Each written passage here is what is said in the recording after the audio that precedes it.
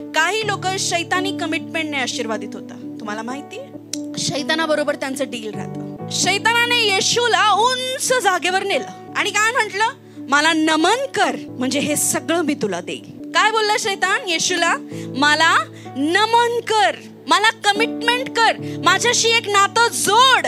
तुला मरायची गरज नाहीये, तुला पृथ्वीचं वतन प्राप्त करायला शैतान म्हणाला तुला कुजायची गरज नाही, तुला क्रुसावर जायची गरज नाही, तुला मरायची गरज नाही, तू फक्त मला नमन कर. म्हणजे जेवढ्यापर्यंत नजर तुझी पोचतीये तिथपर्यंत सर्व मी तुला देईल. हो की नाही? येशूने काय उत्तर दिलं? शास्त्र सांगतं तू आपला प्रभू परमेश्वर याच्या खेरीस कोणास नमन करू नको.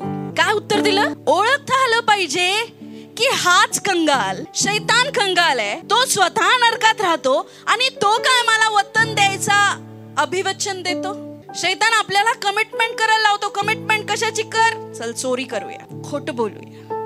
ठीक आहे, काही क्षण आपण देवाला विसरलो आणि इतर गोष्टींना नमन केलं तरी पण परमेश्वर काय माझ्यावर कोसणार नाही, मला लगेच नरकात टाकणार नाही. तसं नाही आहे प्रियांनो. प्रभूने काय उत्तर दिलं बघा, की मैं अपने परमेश्वर को छोड़कर और किसी को भी नमन नहीं करूंगा. नाही करणार मी तुझ्या समोर नाही झुकणार शैताना. भलेही माझा शेवट किंवा माझं लिहिणं मृत्यू जरी असलं तरी मी तुझ्या समोर नमन करणार नाही, तरी मी तुझ्या समोर झुकणार नाही. ख्रिस्तामध्ये तुम्हाला कितीही त्रास सहन करावा लागला तरी शैतानापुढे झुकू नका. ख्रिस्तामध्ये तुम्हाला किती निंदा आणि नालस्ती सहन करावा लागली तरी शैतानापुढे झुकू नका.